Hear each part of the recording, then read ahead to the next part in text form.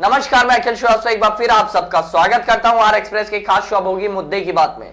और आज हमारा मुद्दा होगा निजीकरण उचित या अनुचित, जिस पर बात करने के लिए हमारे पैनल की बात की जाए तो एक तरफ कांग्रेस का पैनल, एक तरफ भाजपा का पैनल। और कांग्रेस का पक्ष रखने के लिए हमारे साथ मौजूद है सुनील जी, वहीं हमारे साथ भाजपा का पक्ष रखने के लिए विश्व प्रकाश पाठक जी मौजूद है। आप दोनों का स्वागत करना चाहूंगा। बिना देरी लगाए इस पर चर्चा शुरू करते हैं। सबसे पहले सुनील जी, आपके पास चाहूंगा, आज सरकार से क्या सवाल पूछना चाहेंगे निजीकरण को लेकर? अखिल जी, मैं आपको इस चैनल के माध्यम से जी और आपकी पूरी टीम के लिए आपको सबसे पहले शुभकामनाएं देते हैं कि आप सफलता आपको हासिल हो, दिन दूनी रात आप लोग का जो है चैनल का नाम और काम जो है फेमस हो। ठीक है। और रही बात जो आज आपने हमें मुद्दा दिया है, जिस पर हम लोग आज चर्चा करने के लिए आपके स्टूडियो में एकत्रित हुए हैं कि निजीकरण उचित या अनुचित जी, तो हमारी पार्टी की जो विचारधारा है जी और हमारी जो पार्टी के ऐसे हम पार्टी के सिपाही या कार्यकर्ता के रूप में कांग्रेस के, तो हमारा ये कहना है कि निजीकरण वर्तमान सरकार जो पूरी तरीके से केवल एक चीज पर ही तुली हुई है, केंद्र की सरकार, चाहे वो राज्य की सरकारों में भी तमाम प्रकरण ऐसे आ चुके हैं कि निजीकरण हर विभाग का एक एक करके, रेलवे लीजिए, बैंक लीजिए, हवाई अड्डे लीजिए, ऐतिहासिक धरोहर लीजिए, यहां तक कि अब तो सरकार इतना ज्यादा नीचे गिर चुकी है कि किसानों की, अन्नदाता की जमीन तक को गिरवी रखने की नौबत आ गई है सरकार के पास। मैं इनसे पूछना चाहता हूं कि आखिर निजीकरण के अलावा भी देश की तरक्की का, विकास का कोई और रास्ता है या नहीं है? पाठक जी, क्या जवाब देंगे इस बात का, क्या और कोई रास्ता है कि नहीं? हमारे कांग्रेसी साथी जो एक मुद्दा आपने बताया है निजीकरण, निजीकरण आज की वैश्विक व्यवस्था में किस देश में नहीं है या कि अपने देश में इनकी पहले की सरकारों में ने नहीं किया। कितनी बुरी तरह से निजीकरण के पक्षधर ये रहे हैं। आर्थिक जगत के महान कहने वाले डॉक्टर पूर्व प्रधानमंत्री श्री आपके जो रहे हैं मनमोहन सिंह जी ने किन विषयों पर निजीकरण की बात नहीं की, चाहे बैंकिंग सेक्टर हो, स्वयं वे कई बार इस मुद्दे को सदन में ला करके कानून बनाया और पास किया कि निजीकरण देश की आर्थिक स्थिति को सुदृढ़ करने का एक रास्ता है। क्या निजीकरण में हमारे दुकानदार भाई नहीं है जो स्वयं निजी का कारोबार करते हैं? किसान भाई नहीं है? कौन इस देश के अंदर, किस व्यवस्था के अंदर निजीकरण की व्यवस्था नहीं है? आप बैठे हैं निजीकरण की व्यवस्था में है। निजीकरण एक माध्यम होता है कि हमको अपने राष्ट्र के, अपने स्वयं के व्यापार के लिए, अपने स्वयं की खेती किसानी इत्यादि के लिए, अपनी स्वयं की सारी व्यवस्थाओं के लिए निजीकरण एक माध्यम होता है। बात ये नहीं है कि निजीकरण बताना चाहूंगा, मैं बताता हूँ। आत्मनिर्भर की आप बात कर रहे हैं, मैं बात कर रहा हूँ निजीकरण की। हाँ। जिन कंपनियों को सरकार सुपुर्द कर रही है, सरकार की जो व्यवस्था है, मैं उस पर बात कर रहा हूं। आपने जो बात रखी वो आत्मनिर्भर की है, मैं इस बात को आपको बताना चाहता हूं। जी बताएं। निजीकरण से बने अथवा सरकारीकरण से, सरकारीकरण में कितनी अव्यवस्थाएं अभी तक। आप एक प्राइवेट स्कूल की बात लीजिए अखिल जी, आप वहां पे जाइए, 70,000 80,000 की सैलरी पे गवर्नमेंट के अगर कोई एम्प्लॉयड बैठा हो, वहां पे टीचर हो, प्रिंसिपल हो, कोई भी हो, कितनी जिम्मेदारी से वो अपना कार्य कर रहे हैं। कहीं ना कहीं उनमें भी कई ऐसे खोट वाले व्यवस्थाएं हैं जो वो स्वयं से निर्वहन नहीं कर रहे हैं, और सैलरी उनकी दिन दूनी रात चौकरी, 7वां वेतन आयोग, 6ठा वेतन आयोग लागू होते हुए आज इतनी हो गई है कि वो स्वयं कार्य करने में असक्षम महसूस करने लगे व्यवस्थाओं के अनुरूप। दूसरी चीज बात रखें, दूसरी चीज मैं एक चीज और बताना, भाई साहब कांग्रेस के प्रवक्ता महोदय बैठे हैं, मैं इनसे पूछना चाहता हूं, क्या निजीकरण से जो अभी पूर्व में हमारी सरकार ने पिछली पंचवर्षीय में जो निजीकरण की व्यवस्थाएं दी हैं, वहां कहीं कोई अव्यवस्था आपको दिखी? क्या इस देश की जनता वहां काम नहीं कर रही? निजीकरण व्यवस्था में सबको रोजी मिल रही, सबको व्यवस्थित रोजगार मिल रहा है। निजीकरण कोई ऐसी दूषित व्यवस्था नहीं है। और निजीकरण के साथ साथ आम जनता का आत्मविश्वास बढ़ता जा रहा है, आम जनता आत्मनिर्भर हो रही है। निजीकरण की व्यवस्थाओं से सरकार की नौकरशाही पे डिपेंड जो हो रहे थे, वो स्वयं तानाशाही व्यवस्था थी, वो आज पंगु करने की स्थिति में हमारी सरकार इसलिए है कि जो सरकार की देश की राष्ट्र हित की व्यवस्था में लगा रहेगा, वही इस देश की व्यवस्था में। इनकी बातों का मैं जवाब देना चाहूंगा। जैसा कि हमारे भाई साहब ने कहा कि निजीकरण अलग चीज है, मैं बताना चाहता हूं प्राइवेटाइजेशन बिल्कुल डिफरेंट सब्जेक्ट है और आत्मनिर्भरता बिल्कुल डिफरेंट सब्जेक्ट है। पहले इस चीज को आप अच्छी तरह समझ लीजिए। और जिस तरीके से आप कैसे कह सकते हैं कि निजीकरण के द्वारा ही केवल विकास किया जा सकता है। आज आपके अभी जो हाल में महामारी चल रही कोरोना के दौरान हमारे सरकारी डॉक्टरों ने, सरकारी सेवकों ने अपने जान पर खेल करके देश की सेवा करके उदाहरण प्रस्तुत किया है। आज कितने हमारे प्राइवेट डॉक्टरों ने हेल्प करी है या सरकारी अस्पताल काम आए हैं। आप बताएं निजीकरण कैसे हमारा जो है सरकारी आदमी जो कुशल नहीं है या काम करने के योग्य नहीं है, सरकार के देश के विकास में नहीं। और रही बात, अभी आरोप लगा रहे थे कि हमारी पूर्ववर्ती सरकारों ने निजीकरण किया है। हम लोगों ने कभी निजीकरण नहीं किया है। कांग्रेस ने, हम लोगों ने संस्थान बनाए हैं, राष्ट्र को संस्थान दिए हैं, नवरत्न कंपनियां बनाई हैं हम लोगों ने आपके प्रधानमंत्री की तरह बेचना नहीं सीखा है कि जो है नवरत्न कंपनियों को मोदी जी बेच रहे हैं। रेलवे को बेचा, हवाई अड्डे को बेचा, ऐतिहासिक धरोहरों को बेच करके जो है खजाना का पेट भर रहे हैं। ये इनके सरकार चलाने का इनका है नजरिया है, इनकी सोच है। एक आज के डेट में आप देख लीजिए पूरे जिले में आज बिजली विभाग का एक एक कर्मचारी सड़क पर बैठा हुआ आंदोलनरत है। मैं आज की बात बता रहा हूं, आप देख लीजिए बिजली विभाग का पूरा आंदोलन चल रहा है हमारे जिले में, हर जगह, हर बिजली विभाग के कार्यालय में। और हम लोगों ने जो योजनाएं दी, सारी योजनाएं कांग्रेस के जमाने की हैं, सारे संस्थान कांग्रेस के जमाने के हैं। आपसे मैं पूछना चाहता हूं कि आपने 7 साल के कार्यकाल में कौन सा अंतरराष्ट्रीय स्तर का कोई एक अस्पताल बनाया हो, जनता को दिया हो, वो बताएं। या कोई ऐसा संस्थान, सिवाय आप लोगों ने केवल कांग्रेस द्वारा बनाए गए संस्थानों का दुरुपयोग किया और उनको बेचने का काम किया, सिर्फ चंद अपने पूंजीपति मित्रों को खुश करने के लिए, उनका पेट भरने के लिए, जिसके बदले में चुनाव में इनका वो मोटा मोटा फंड अवेलेबल कराते हैं, उपलब्ध कराते हैं। सिर्फ इसीलिए हमारे आज के समय में ये कहते हैं कि सारी जनता खुश है निजीकरण से।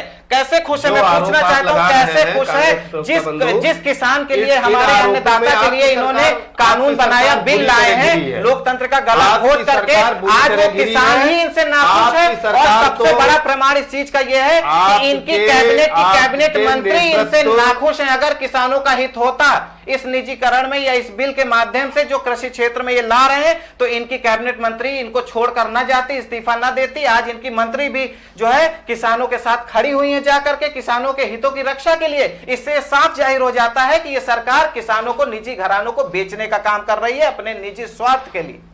आपकी सरकारों ने, पूर्ववर्ती सरकारों ने किस तरह से देश में अव्यवस्था, जनता की कितनी बड़ी गंभीर समस्याओं को अपनी जेब में दबा के रखा, सिर्फ निहित स्वार्थ राजनीति और अपनी सरकार को, चीज का परिणाम है, सरकार को बचाने भाई साहब, बड़े भाई, उसी चीज का परिणाम है कि हमारी कितनी भी अवस्था रही हो कांग्रेस की सरकार की, उसी चीज का परिणाम है कि आपके नरेंद्र मोदी जी प्लेटफॉर्म पे चाय बेचते हुए कांग्रेस की नीतियों के द्वारा ही प्रधानमंत्री बन गए। और आपके प्रधानमंत्री जी की नीतियों का परिणाम है कि गरीब आदमी जो चाय बेच रहा था उसका ठेला तक आपके मोदी जी ने छीन लिया और वो भूखा मरने की और इस देश की 80% हिंदू जनमानस की व्यवस्थाओं को चौपट करके, कंप्यूटर हो, चाहे मोबाइल क्रांति हो, चाहे हरित क्रांति हो, चाहे औद्योगिक क्रांति हो, मैं पूछना चाहता हूं, आप तथ्यों पर बात करिए, गुमराह करने की कोशिश मत करिए। आप तथ्यों पर बात करिए। कितने प्रतिशत विकास दर भारत की रह गई आज? औद्योगिक विकास दर कितनी है? आप मुझे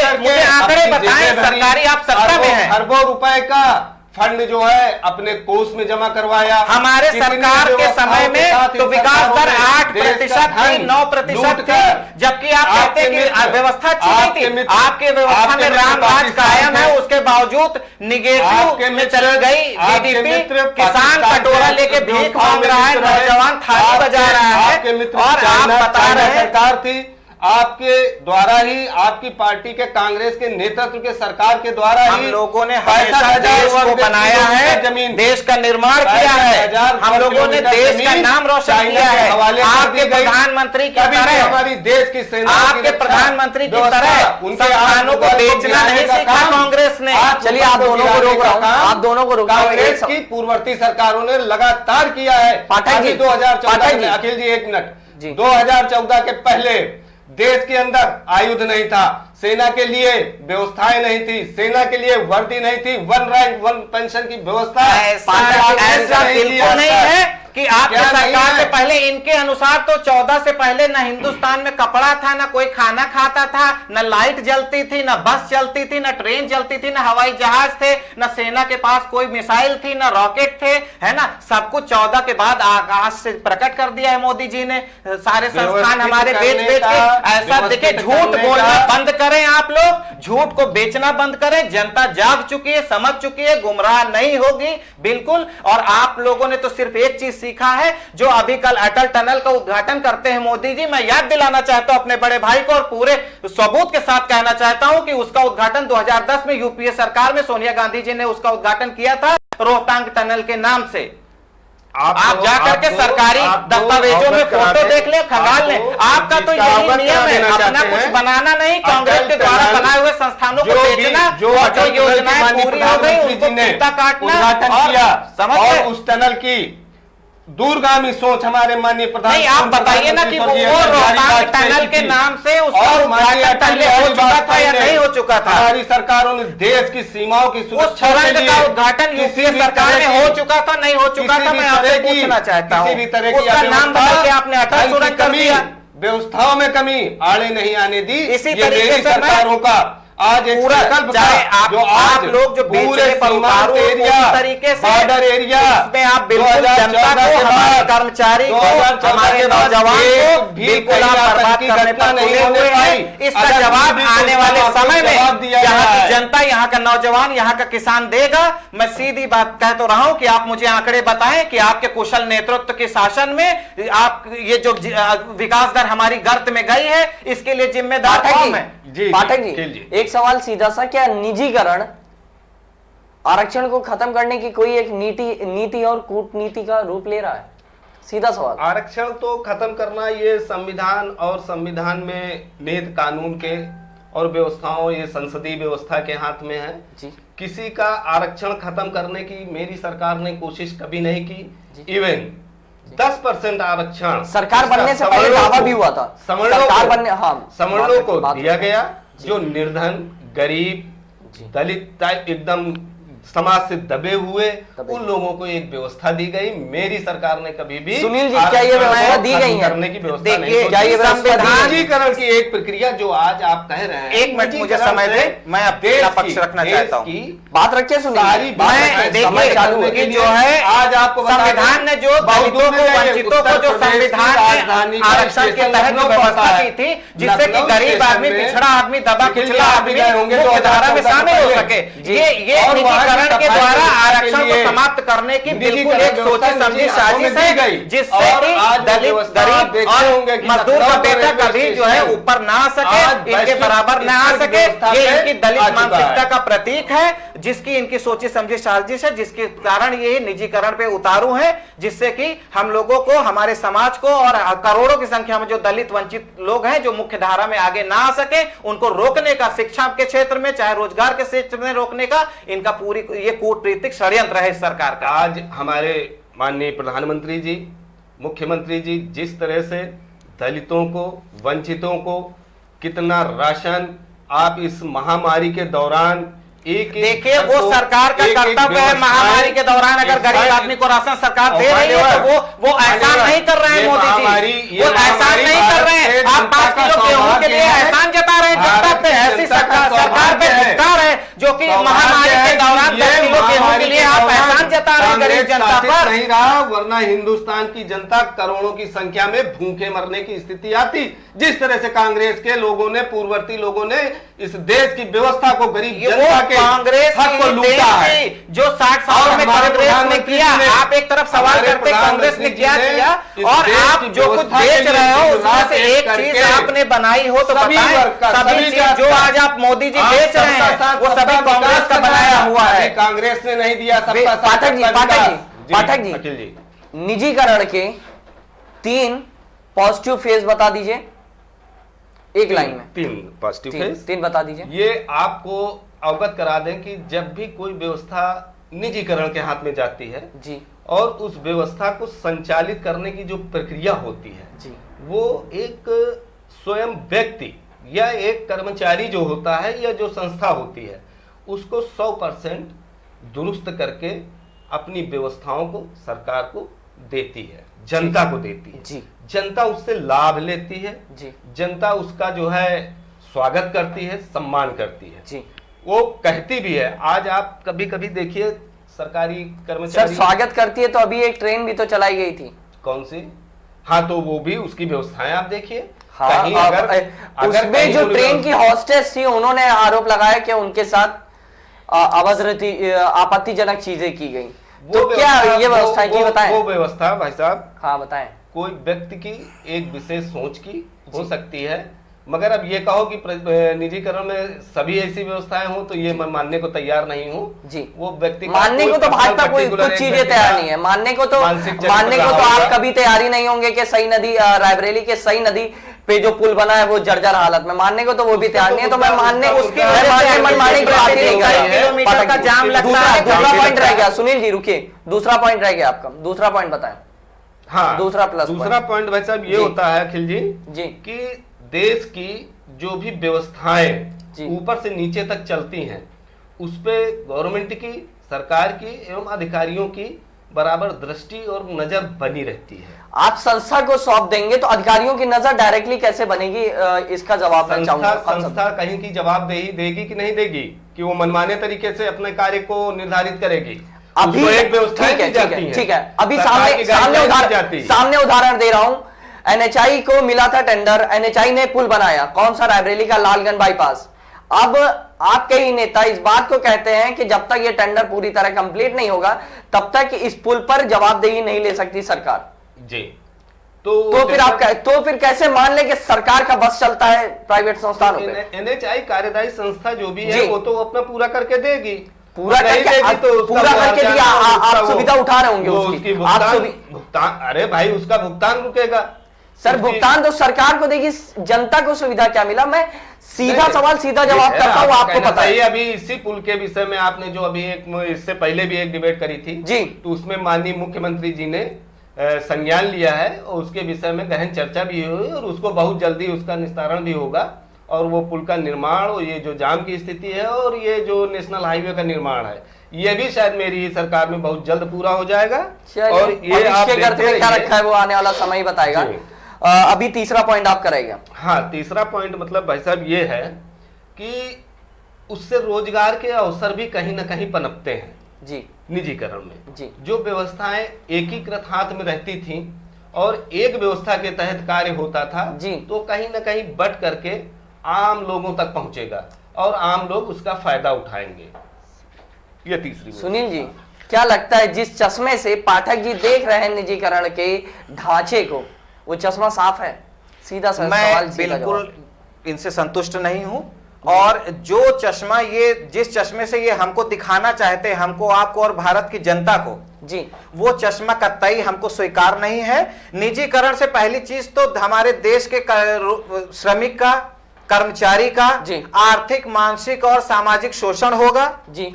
ना उनको कोई संरक्षण मिल पाएगा किसी प्रकार का, ना उनके जीवन की कोई जो गारंटी लेगी।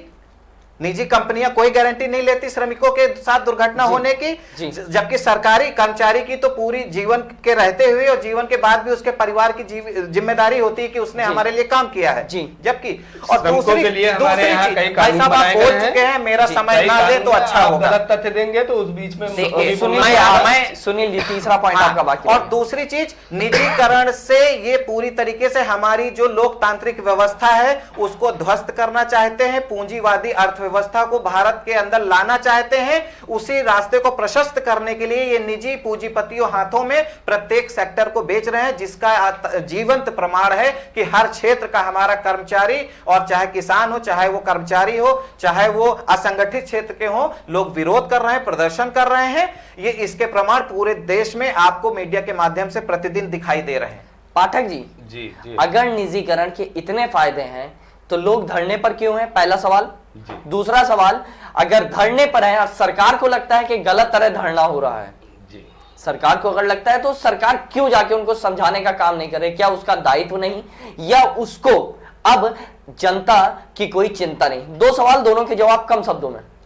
देखिए अखिल जी, जैसे किसानों के मुद्दे की बात आई जी, कहीं पर भी हमने कांग्रेस के फिर आप कांग्रेस पे चले आए। एक मैंने मिनट, मैं मुद्दा वही सिर्फ बता भाजपा रहा की हूं, बात वही करूं। मुद्दा बता रहा हूँ। जी बताइए। कांग्रेस का नेतृत्व और कांग्रेस का जिला नेतृत्व से लेकर के आंदोलन में सिर्फ कांग्रेसी ही दिखे, हमें कहीं पे किसानों का विरोध नहीं दिखा। किसान कहीं नेता नहीं नहीं दिखा। दिखा आपको? किसान नेता नहीं दिखा? कहीं नहीं। हजारों की संख्या में किसान कौन सड़क सी टीवी खोले थे? कौन सी पार्टी खोले थे? विरोध से चश्मे से लोग करने का- देखते हैं। पंजाब में जाके देख लीजिए, पंजाब के भारत में नहीं आता क्या? गुमराह करने का काम किसान सड़क पे खड़ा है, कांग्रेस के इनको किसान नहीं तथाकथित दिख रहा। कुछ चंद लोग जिनकी रोटियां और जिनकी दाल अब गलने वाली चलिए, नहीं आपने है। पहले सवाल का जवाब आपको समय दिया गया था, आपने नहीं दिया। आप दूसरे सवाल का जवाब आप पहले सवाल में जोड़ रहे हो। मैंने आपसे डायरेक्टली ये चीज कहा कि अगर सरकार को यह लगता है कि विपक्ष बरगलाने का काम कर रहा है, जी, ध्यान आकर्षित कर रहा है आगामी चुनाव को लेकर, तो सरकार का क्या दायित्व नहीं बनता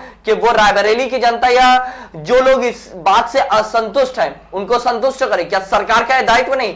कौन सा ऐसा नेता, कौन सा ऐसा मंत्री सामने आया जिसने इस बात को साफ किया? आप उसका नाम बताइए। मैं मंच पे पूछना चाहता हूं। अभी भाई साहब कुछ चीजें कुछ लोगों के समझ में ना ही होंगी उस बिल के संबंध में, तो उनको क्यों सब सरकार, खुद वो अब स्वयं- आपने स्वयं बिल उसके हानिलाल को कर- कानून बना दिया आपने। बिल को कानून बनाने के बाद भी आप समझाने को तैयार नहीं। अखिल जी, उनके लाभ हानि जानकर जब उनको लाभ दिखेगा तो यानी वो स्वयं सरकार समझ जाएंगे। सरकार के क्योंकि मंत्रियों सरकार ने को कोई ऐसा पाठक जी बिल सीधा पास ही आपके नहीं द्वारा किया बोले जा जिसमें रहे एक एक जनता शब्द का पूरी तरह मैं विश्लेषण करता जी। हूं। आपने जो शब्द कहे उसका तात्पर्य इतना सा है कि अभी तक के मंत्री और राजनेताओं तक को नहीं पता है कि इसके लाभ और हानि क्या राजनेता है। ने जो विरोध में है, सर, जो विरोध- विरोध में है और जिनको सर, विरोध ज्ञान में- नहीं है इस चीज सर, का विरोध- कि इससे देश का कितना बड़ा भला होने वाला सर, है, हाँ, जी, किसानों बिल्कुल। का कितना लाभ होने क्यों? वाला है। सरकार का किसान कोई शांत बड़ा नेता, बैठा है। सरकार शांत बैठा है, सरकार का कोई बरगलाने बड़ा का नेता काम, क्यों मंच पर आके गुमराह इस बात करने को का साफ नहीं काम करता? जो 70 साल से कांग्रेस जी। लूट कर इस देश को बर्बाद करने का काम जी। किया है, वही गुमराह करने का काम कर रहे सर, हैं। उस गुमराह आदमी को- जब उनको लाभ पाठक जी, मिलेगा पाठक जी, उस और गुमराह आदमी देश को की राह भलाई दिखाने के का हित में काम कार्य क्यों नहीं कर रही होंगे, सरकार? तो अपने आप स्वयं में इस देश की जनता एक बार नरेंद्र मोदी जी को इतनी बहुमत से लाई है, जी। इस बार तो विपक्ष का शायद पता न चले। जी, बिल्कुल। ये मेरी जो है आप देख लीजिएगा, मनोकामना है। मनोकामना नहीं, ये इनके कारनामे, ऐसे कारनामे बता अच्छा। रहे हैं कि जनता जी। इनको सड़क पे लाने का काम फिर से करेगी। सड़क पर तो आप ले आए, सड़क पर तो आ गई है जनता। आज की बात करता हूं मैं, आज की तारीख की बात करता हूं। आज की तारीख में पूर्वांचल विद्युत विभाग में हो रहे निजीकरण को लेकर कर्मचारी जमीन पर बैठे हैं और धरना दे रहे हैं। क्या इससे पूर्व में धरने नहीं दिए गए? अखिल जी, अरे सर, सरकार में धरने नहीं फिर वही दिए बात, जाते थे। फिर वही बात मैंने क्या बोला कि गलती देश में बच्चा अगर धरने जी, देश के हित के संबंध में और हाँ। कोई चीज नहीं समझ करके धरने दिए जा रहे हैं तो तो सर धरने क्यों का नहीं क्या समझा रहे आप मतलब लोग? सुनील जी, आप अपनी बात रखिए, समय देखिए, कम है। मैं एक चीज कहना चाहता हूं कि इन्होंने, जैसे आपने सवाल पूछा इनसे कि ये कोई ऑथेंटिक जवाब दे ही नहीं सकते क्योंकि इनके पास कोई सही चीज जानकारी है ही नहीं है। और इस बिल में वाकई किसानों का बहुत बड़ा धोखा हो रहा है किसानों के साथ, उनके लिए बहुत बड़ी साजिश है हमारे अन्नदाता को विदेशी घरानों में और पूंजीपतियों के हाथ गिरवी रखने के लिए। और ये कहते कोई किसान सड़क पे नहीं, पता नहीं कौन सी टीवी देखते हैं, कौन सा टीवी चैनल देखते हैं, दिनों रात हमारा किसान, आज जब से बिल आया है पंजाब में लाखों की संख्या में सड़क में प्रदर्शन हो रहा है। इनकी खुद की कैबिनेट मंत्री इस्तीफा देकर के किसानों के साथ समर्थन में खड़ी हुई है। ये इस बात का जीता जागता प्रमाण है कि यह सरकार किसान विरोधी है और ये बिल किसानों के दुरुपयोग के लिए, उनके हानि के लिए लाया गया है। नहीं, इनकी कैबिनेट मंत्री ने इस्तीफा क्यों दिया? और इनकी 30 साल की सहयोगी जो अकाली दल है उसने इनसे नाता तोड़ लिया इसी बिल की वजह से। इससे प्रमाणित हो जाता है कि ये किसानों के हित में ये बिल नहीं है। इससे बड़ा प्रमाण क्या चाहिए कि जब मंत्रिपरिषद का इनका कैबिनेट मंत्री ही इनके साथ खड़ा नहीं हुआ, उन्होंने कैबिनेट मंत्रियों को भी अपने उसमें नहीं लिया। और मैं पूरी तरीके से दावे के साथ कहना चाहता हूं कि निजीकरण से देश का कोई भला नहीं होने वाला है। और ये जो बार बार कहती है भाजपा की हमने कुछ नहीं किया, कांग्रेस ने कुछ नहीं किया, ये जो 7 सालों से बेच बेच कर सरकार का पेट भर रहे हैं, वो उनमें से एक संस्थान बता दें भाजपा ने बनाए हो, वो कांग्रेस की देन है जो मोदी जी बेच बेच के सरकार का पेट भर रहे हैं। शर्म आनी चाहिए ऐसे शासक पर, प्रशासक पर, जो कि देश की धरोहर को बेच करके खजाना भरता है, अपने आय के कोई स्रोत नहीं पैदा कर पाया 7 साल में। अखिल जी, आपने बताया कि देश की धरोहर को बेच करके कांग्रेस ने क्या नहीं बेचा। कमला नेहरू ट्रस्ट की बात आ जाती है, किस तरह से लूट खसोट हुई, उस पर संज्ञान आया, सरकार ने अपना जो भी अरे आप प्रश्न पे आके घूम फिर के आ जाते हैं। आप राष्ट्रीय संस्थान जो है उनको बेच रहे हैं, आपके पास कुछ है ही नहीं है। आप हवाई अड्डे, रेलवे स्टेशन, रेलगाड़ी क्या क्या बेचेंगे? यहाँ तक कि आपने मोदी जी ने वादा किया था कि गरीब आदमी को, जब ये सत्ता पे सवार हुए थे, इनका राज तिलक हुआ था, इन्होंने गरीब आदमी से जो वादा किया था वो वादा भूल गए। इन्होंने वादा किया था कि गरीब आदमी जो हवाई चप्पल में चल रहा है उसको मैं हवाई जहाज से चलते हुए देखना चाहता हूं।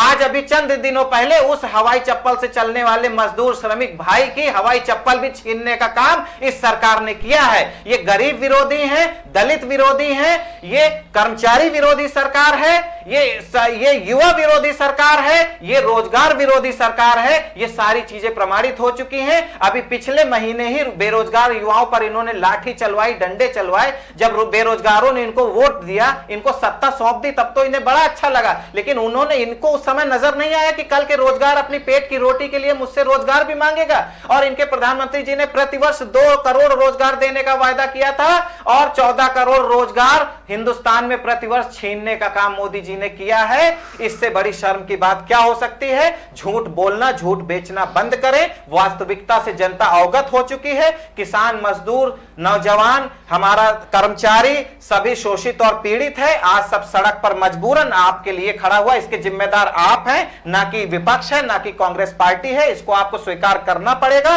अन्यथा आने वाले समय में इस देश का एक एक।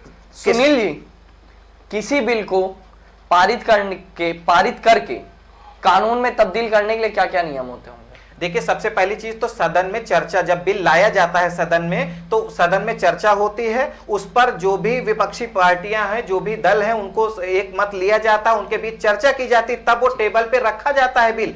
इन्होंने क्या किया कि कोरोना काल में इतनी आफत आई हुई थी इनको बिल लाने की किसान के लिए कि ये बिल ले आए, और पूरा विपक्ष गैर हाजिर। इन्होंने ध्वनिमत से कहते बिल पारित हो गया, लोकतंत्र का गला घोट दिया। और सबसे बड़ी चीज, टेक्निकल चीज मैं बताता हूं कि सदन में इन्होंने, जब भी सत्र होता है तो शून्यकाल प्रश्नकाल होता है, इन्होंने अब की बार के सदन सत्र से प्रश्नकाल को ही बाहर कर दिया कि प्रश्नकाल नहीं होगा। सभी सांसदों के, विपक्ष के हाथ पैर काट लिए कि आप प्रश्न नहीं पूछ सकते हैं। तो ये इन्होंने तो टोटल सिर लोकतंत्र की हत्या की है। और ये काला कानून जो किसानों के लिए, हमारे अन्नदाता के लिए इन्होंने बनाया है, जो कि अब कानून बन चुका है, इस कानून को हमारी पार्टी ने, हमारे नेता ने वायदा किया है कि अगर हम सत्ता में आते हैं तो इस कानून को हम लोग रद्द करने का काम करेंगे और अपने किसानों को, उनको पुराना अधिकार वापस दिलाएंगे, जिससे कि वो हमारे देश की प्रगति में हमारा अन्नदाता योगदान दे सके। क्योंकि हमारी अर्थव्यवस्था कृषि प्रधान अर्थव्यवस्था है। 80% से ज्यादा जनसंख्या हमारी कृषि पर आधारित है अखिल जी, और उसका सम्मान सर्वोपरि है। उसके लिए कांग्रेस पार्टी संघर्ष कर रही, करेगी और करती रहेगी। पाठक जी, कोई बात रखना चाहेंगे? जी, कांग्रेस पार्टी ने अगर संघर्ष किया है और इनके कार्यकर्ताओं ने संघर्ष किया है तो सिर्फ अपने एक निहित परिवार के लिए संघर्ष किया है। और वो परिवार इस देश को इतना गुमराह करके, इस देश के किसानों से लेके किसान, जवान, मजदूर, सबको एक गुमराही की लाइन पे लाके 65 सालों में खड़ा किया। और उस गुमराही से निकलकर आज हमारे देश के यशस्वी प्रधानमंत्री आदरणीय नरेंद्र मोदी जी ने एक बिल पास किया। जो प्रधानमंत्री जी इनके स्वयं के स्वर्गीय श्री राजीव गांधी जी ने एक बात कही थी, उन्होंने कहा था कि जो रुपया यहाँ से चलता है उसका जो है 20 पैसे पहुँचता है। और हमारे प्रधानमंत्री ने पूरे देश के एक समय पे एक किसान, हर एक प्रत्येक किसान को 2-2 हजार रुपए का देने का काम किया। और जितना वहां से दिया गया वो उतना उसकी जेब में पहुंचा है। बस इसके अलावा और हम इनसे, माननीय हमारे जो कांग्रेस के नेता जी, अगर 2000 रुपया आपने किसान को दे दिया तो उसका आप एहसान दिखा रहे हैं। और आपकी गलत नीतियों के कारण, आपकी गलत नीतियों के कारण आवारा जानवरों की वजह से किसान का कितना नुकसान हुआ। अभी मैं अपनी बात रख रहा हूँ, आप आवारा जानवरों को कितने बेगुनाह जानवर लाखों के संख्या में गौशालाओं में आपकी मारी गई, उसके लिए जिम्मेदार कौन है? 60 करोड़ लोगों आपकी को गौशालाओं में उज्ज्वला योजना के तहत हमारी गैस कितनी पहुंचाई गई। निरी गाय भूखों मर गई जाड़े में, उनको भोजन नहीं मिला, चारा नहीं उपलब्ध करा पाई सरकार। इसके बारे में क्या केवल गाय के नाम पे आप लोग दंगा कराना और वोट लेना जानते हैं? उस गाय को पेट भर चारा ये सरकार नहीं दिला पाई। लाखों की संख्या में मीडिया में आया, अखबारों में आया कि गाय। चलिए, कुल मिला के आप दोनों को मैं यही रोकना चाहूंगा। और बात अगर निष्कर्ष की जाए तो निजीकरण के जो मुद्दे को लेकर भी पक्ष विपक्ष पर और विपक्ष पक्ष पर पलटवार होता हुआ नजर आ रहा है। पर सबसे बड़ी बात यह है कि आज भी अगर सड़कों पर कोई गुमराह भी है तो सरकार क्यों उनको समझाने का काम नहीं कर रही है? और आखिरकार क्या ऐसे रास्ते हैं जिन रास्तों से कोई नेता या मंत्री मिल नहीं पा रहे हैं? इन सब लोगों से कई ऐसे सवालात हैं जिनके जवाब हम लोग ढूंढेंगे और आप हमारे साथ बने रहिए। आर एक्सप्रेस, धन्यवाद।